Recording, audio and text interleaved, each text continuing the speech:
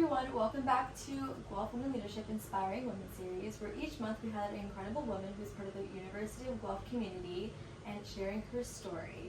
Today we have the incredible Lia. Hi Lia. Hello. How are you? I'm good, how are you? Good. Happy to be here.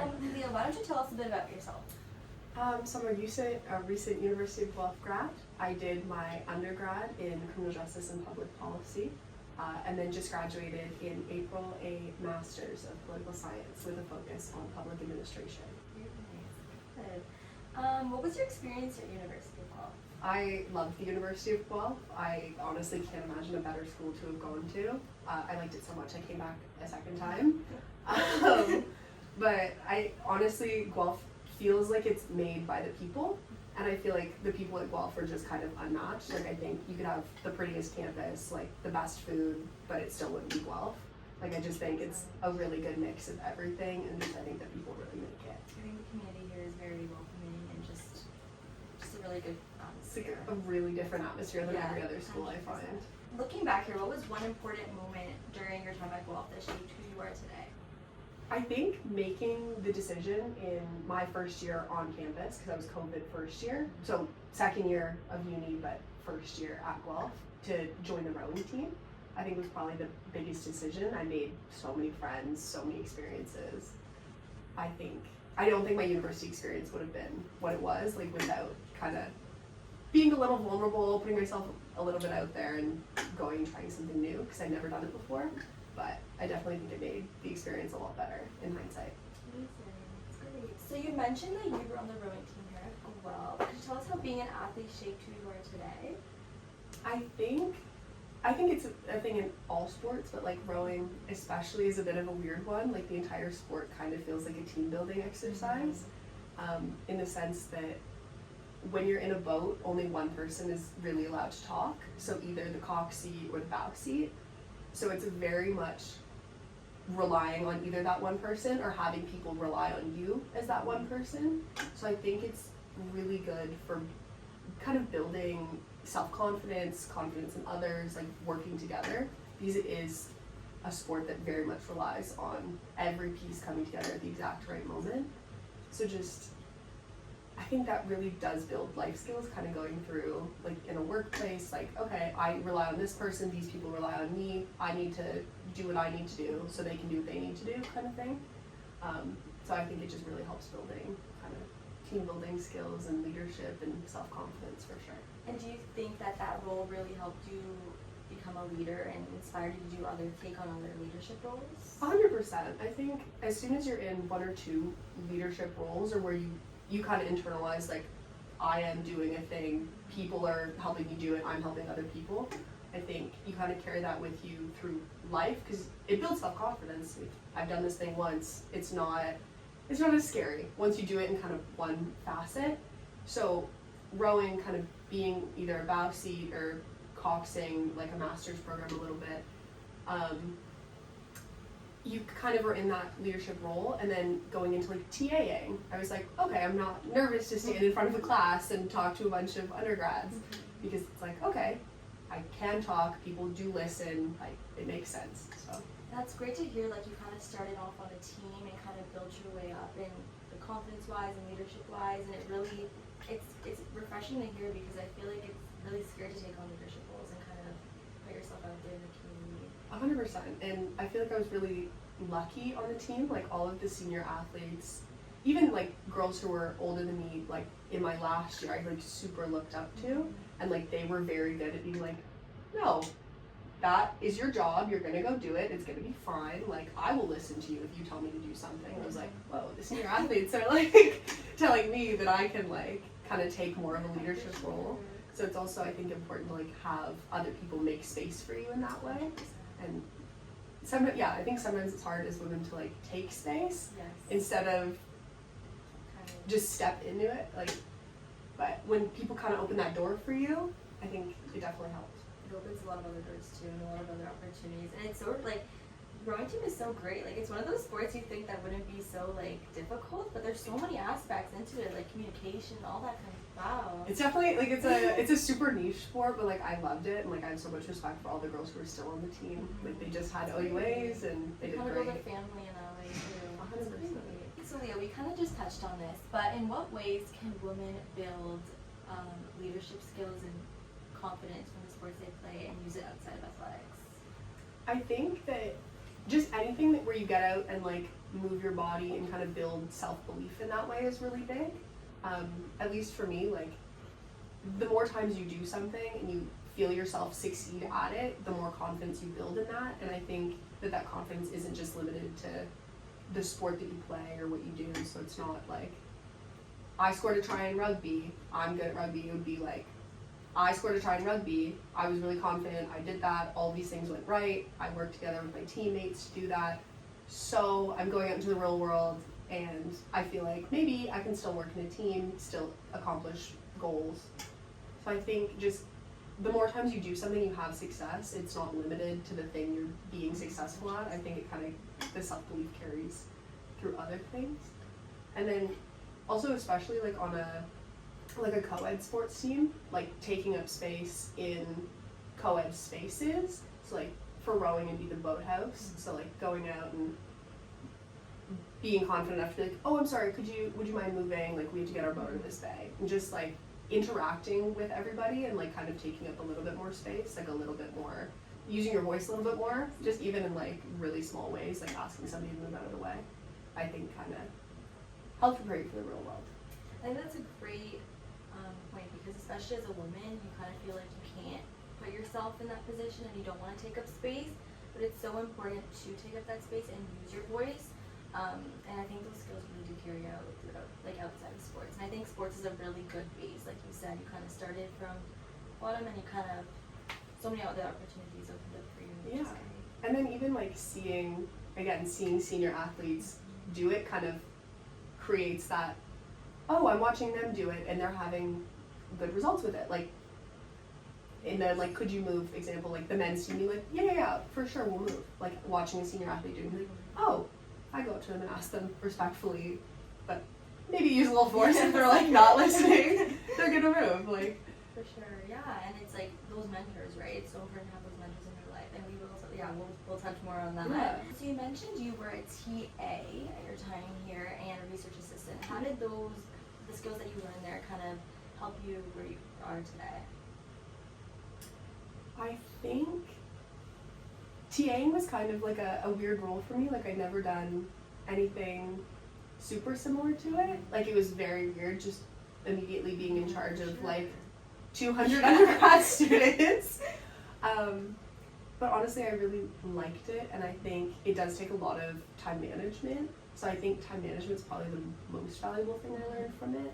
Time management or confidence to be like in front of all those kids. Yeah, or even like if a student's giving you, like they're kind of like trying to get an extension on something, and you're just like, no, I said it was due, it was due. Like being like a little bit more firm instead of just like kind of passive. I think it did kind of teach me to be like, no, I can't always like say yes. Like sometimes you do have to say no when you know no is the right answer.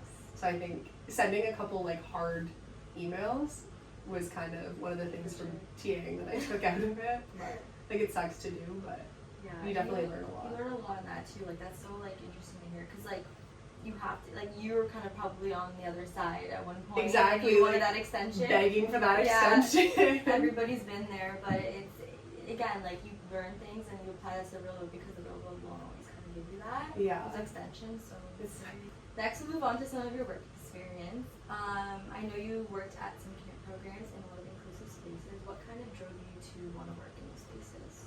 So I grew up going to the gym that I ended up working at. It's called Bride Village.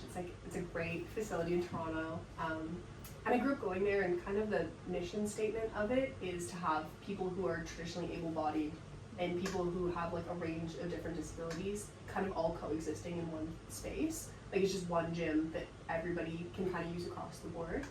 I think growing up there, I had a lot of kind of formative experiences. And I think that's kind of the goal of it. Like when you have a space like that for people to have these experiences in it, where it's so normalized.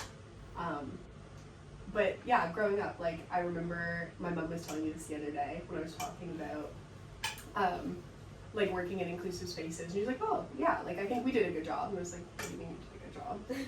And she was basically saying that when I was little, I like pointed at somebody. I was like, oh mom, like they don't have an arm. And she was like, and you have brown eyes. Like, what's your point? So it's just like, it's kind of teaching kids that it's like very just normal. Like, I'm different than you, she's different than him. Like, everything is different. Like, no two people are the same. And that it's not really limited to no two able-bodied people are the same, no two people with a disability are the same. Like, it's just across the board, people are people. So I think kind of growing up in that space, I had a lot of just really foundational experiences there, and I loved it. So I wanted to start working there when I was in high school. And it was just like, it was the best job in the world. I met so many people that I love. Like, I miss it so much. I did it in Guelph too, like a very similar role for the city of Guelph. And I loved it. And it's nice because those are one of the roles that you can kind of do throughout your life, and you can always volunteer, you can always help out, and even just like, again, like telling anyone in the future, friends, whether it be your children, like kind of putting that mindset into others, because a lot of people don't have that mindset and aren't inclusive. So it's so refreshing to hear, and it's like one of those things that you can do because you just enjoy it. So you mentioned wanting to work in more inclusive working environments. What kind of changes do you hope to see in the future? I just think when you think of like an office space, you think of like the very standard like cubicle, and I don't think that format really works for everybody. So I think just kind of recognizing that there's a way to optimize a workspace for individual needs instead of just doing like a blanket cubicle kind of approach.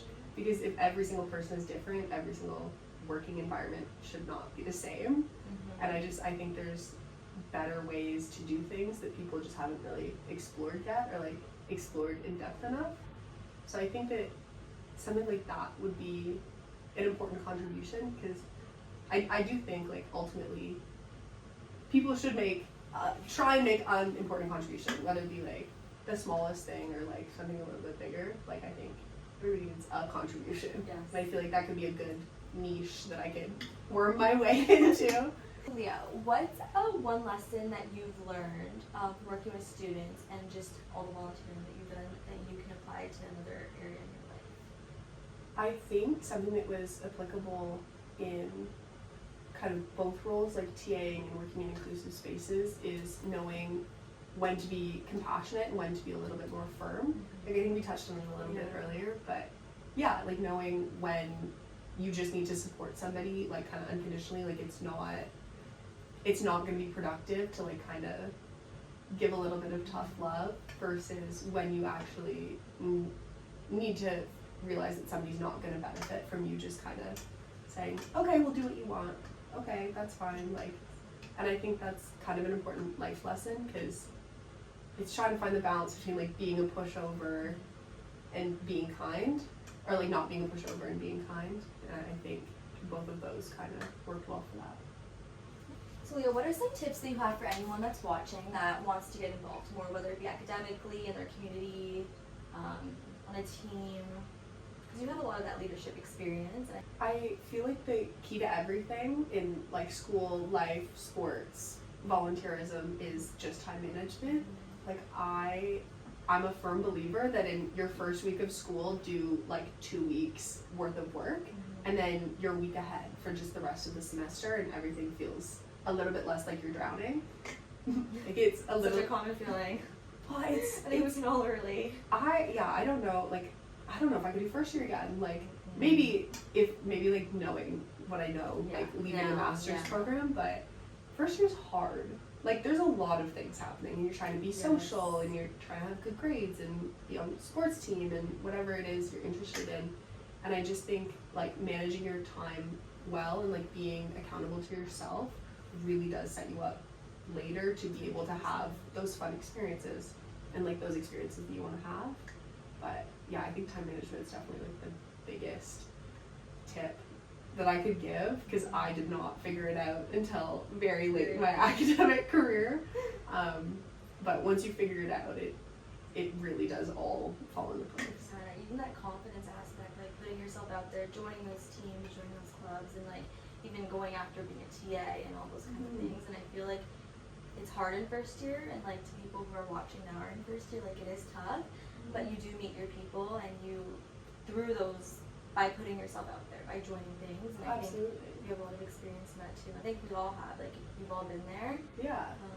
Things like doing things that like make you a little bit more nervous, so like that you wouldn't do ordinarily. And I think like some of it is time management. Like, do I have the space in my schedule to be able to do these things? You have to be organized to a certain level to be putting yourself out there, but I still think like making it a priority to put yourself out there is big, because every time I have put myself out there in school, like it ended up being like the best decision I made for myself.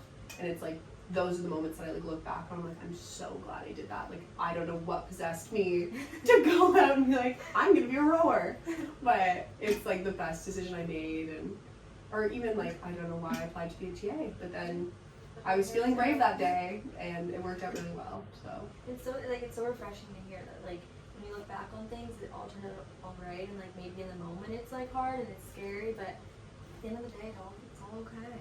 Okay, so now on to an exciting topic. You're moving to Australia. Can you tell us about that and a little bit how you kind of, that opportunity presented itself?